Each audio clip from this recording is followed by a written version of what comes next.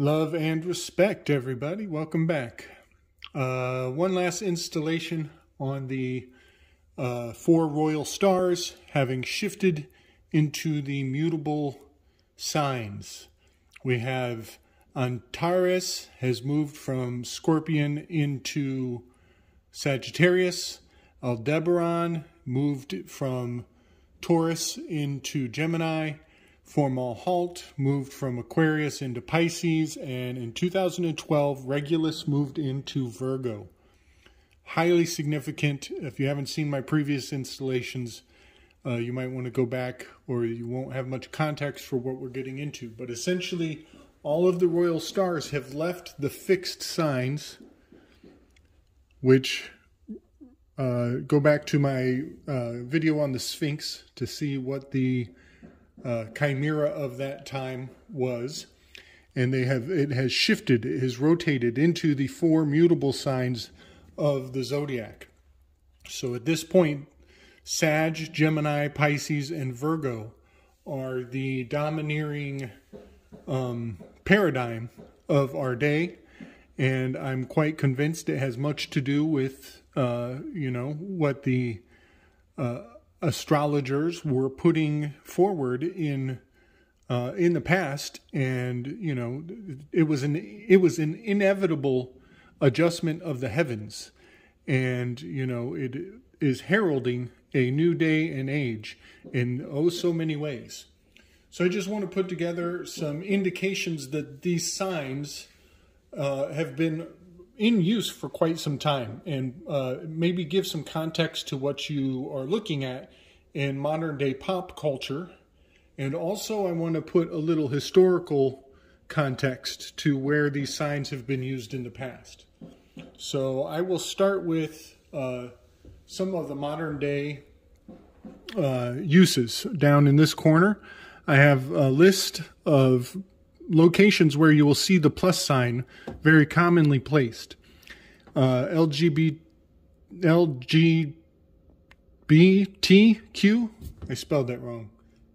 LGBTQ plus, Hulu plus, Disney plus, even the X-Men is the St. Andrew's cross, and Amazon plus, Nas X, Prince Andrew, that is the cross of St. Andrew. And with so many of these, you can see what that plus is being utilized for. It indicates more unspoken. There is fine print, subtext. There is something written elsewhere that adds to the notion. And a lot of people just jump on board and give their consent without seeing what that plus sign, what that additional information implies.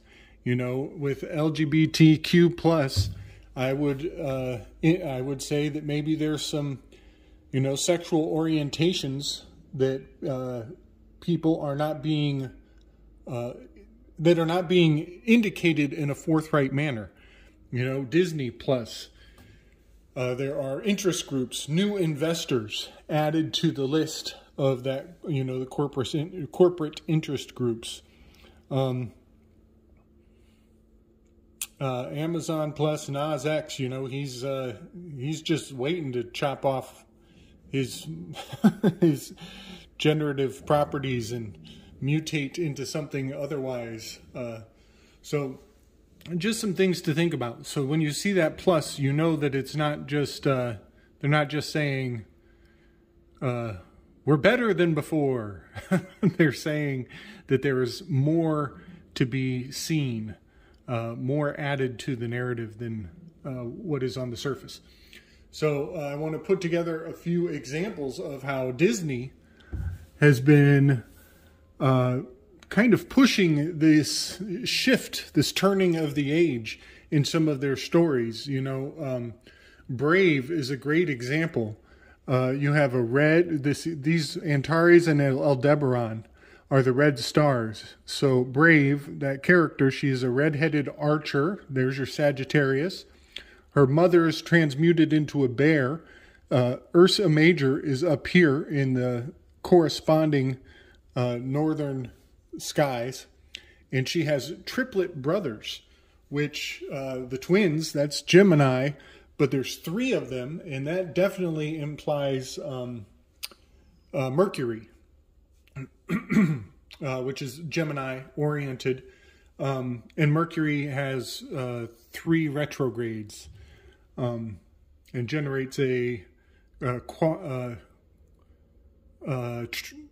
triskelion in the heavens every 3 times in a year. I forget. So another example of Disney Plus indicating this change of the age from the bull into the Gemini. You know, Ferdinand is a good example. Also, El Dorado is a good example, as there are 2 brothers riding on a horse, seeking uncharted territory, or an age long gone, an age from distant past, I should say. But if you see some of the signs and symbols in the movie El Dorado, you'll see that Gemini, the 2 brothers, are very much an indication of them, of the horsemen. They're riding on a horse, rolling forward into a promised land, so to say, a prophesized promised land. Some examples of Fomalhaut and Regulus that change from Aquarius into Pisces and Leo into Virgo. A great example of this is Beauty and the Beast. Leo is the beast. Virgo is, what's her name? I can't even remember her name. It's on the tip of my tongue, but it's not coming to me. But Beauty and the Beast is a great example. A good example of moving from Aquarius into Pisces, Finding Nemo. That's a real good example. Also, The Little Mermaid. All of these are very, I don't want to say covert. They're actually quite overt if you know what you're seeing. But I just want to put them into your mind so that when these signs and symbols are used, put in plain sight, you have an opportunity to contemplate what their meaning may be. This is the Rosetta Stone. This is the Diction of Aries. This is all of our Proto-Indo-European language has very significant ties back to these signs and these symbols. And they have been used in the past. They will be used and flaunted in the future. So some historical context for this sign, this cross, this mutable cross. It is called the Cross of St. Andrew. And if you're an artist, you know about the significance of taking a frame and generating that Cross of St. Andrew in order to bring out, more powerful imagery. SB, I know you know what I'm talking about. Also, one thing that comes to mind is Cross of St. Andrew. There's also a Cross of St. Anthony, which is a whole nother story I got into a while back. Snake Jones, I know you know that one. But both of those, Cross of St. A generates a interesting acronym here, COSA, C-O-S-A, which means a thing. It also, some people, on the nefarious tip, they might be quite familiar with the concept of Cosa Nostra, which means our little thing. And the fact that they don't name the thing is very intentional. I'll just say that. It's also called the Greek cross, is another word for this. And this is why we're seeing a lot of Greek mythology bringing back of the concept of the Titans, Titans. The Greek cross is another name for it. It's also called in Rome, it was called the Crux Decusata, and that is dec as in 10. This is the Roman numeral 10. X is the 10. And if you recall, quite a few videos back, we were generating these concepts from the Wheel of Fortune card, which is card number 10. So another name for this is the cross Cuadrata, which is four-cornered quadrants of the Cruz Cuadrata. And that is used in the sign of the Knights of Malta, also the sign of the Red Cross. I'm not telling anybody anything they don't already know, but I want to point out that this cross was also brought forward into the forefront of human consciousness with the Confederate flag, with the brothers fighting against brothers. And that's definitely a Gemini reference there, when the Civil War broke out. And so I just wanted to put forward, the significance of this cross. I would assert something that is unofficial and hard to substantiate, but I do believe that the Gray Pope is taking the stage, which the Gray Pope is distinctly nebulous, hard to pinpoint and identify. The Gray Pope is much like a Hydra. If you kill the representative of the Gray Pope, the Order of the Gray Pope, 5 more pop up somewhere else. So definitely keep that in mind, that the Confederate flag, the Confederates, they wore the color gray. They used the symbol of the mutable cross. And I am quite convinced the Gray Pope was in play in that day and age, and we seem to be heading towards some tendencies of a similar nature. And the last thing I want to leave everybody off with here is this cross is also called a saltire stirrup.